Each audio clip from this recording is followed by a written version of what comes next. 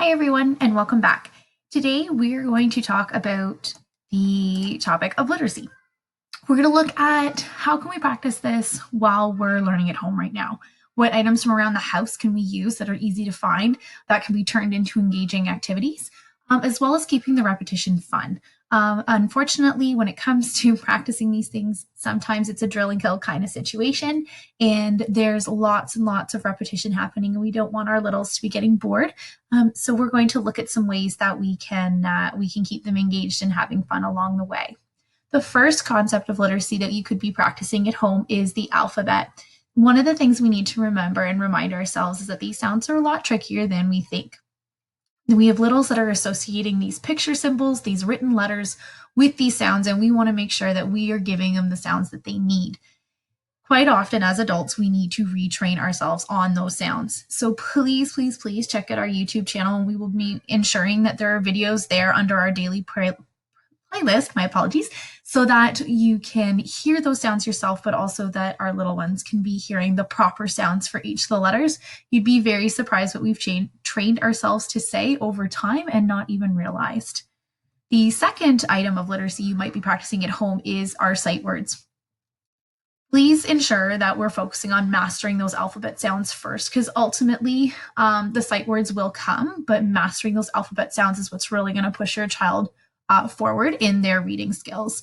If you are using your sight words for practice, I highly recommend batches of 10, and you could do 5 that they're really well trained at, and that keeps the positivity up. We want to have things that we can really celebrate and we're not always helping and correcting them with, and then 5 that they're working to master. Sometimes it helps to pair things up that have a similarity that you're constantly talking about and being very aware of. So in, is, it, though they may all look the same in certain ways, by starting with I, having those additional letters that you can constantly in contact. How did we know the difference between is and it, and using sounds? It is important to remember, though, that a lot of our sight words cannot be sounded out. They are considered sight words for a reason, and they are sight words because many of them are only able to just by reading them. They cannot be sounded out. So please remember that sounding out sight words or using that as a strategy is actually not as helpful to our littles as we may think it is. Items that can be useful around your home. So scrap paper, cereal boxes, stickies, cue cards, and writing items. Basically, you need something to write on and something to write with. And that's just to get those little pieces of learning material together. And from there, you can make them very dynamic and engaging in different ways. So one thing I always find that really helps, pardon me, is to bring the kids in, involve them, give them a sense of pride and ownership in what they're doing. And they could decorate their flashcards or whatever it might be. My son did these way back when he was in kindergarten.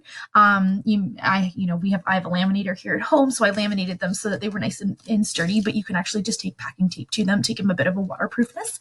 And then we could reuse these you can put tape on the back and they're not going to get harmed in the day-to-day playing. So that's a fun way to kind of get them involved. So let's say you're looking for some at the table options. One of my favorites that I love to play at school with the littles is Smack. Slap, it goes by different names. You can use a fly swatter or just your hands. And ultimately, you're laying out the items on the table and you're just yelling out a sound for them to find or a sight word for them to find. And they're just smacking away, trying to find it as quickly as they can. You can have multiple of each of the same letter just to kind of make things a little easier in the beginning. But it's a really good way to get the brain catching things really quickly. Good old game of memory.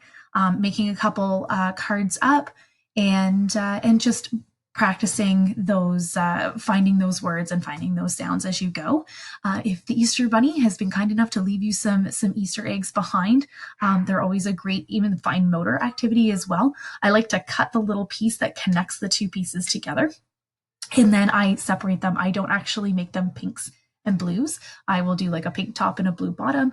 And I just take a Sharpie and write my letters, sounds, or my sight words on them, and the kids match them as they go. Sorting games are really easy and quick too. You can have them sort into piles at the table. You can put out some cups labeled with what you're looking for. And again, that's allowing the brain to see the similarities and differences that they're seeing. Or you could yell out a sound or a sight word, and then they have to find it and then sort it from there. And you can give it that different layers of differentiation as you go. What if you want to get them up and moving?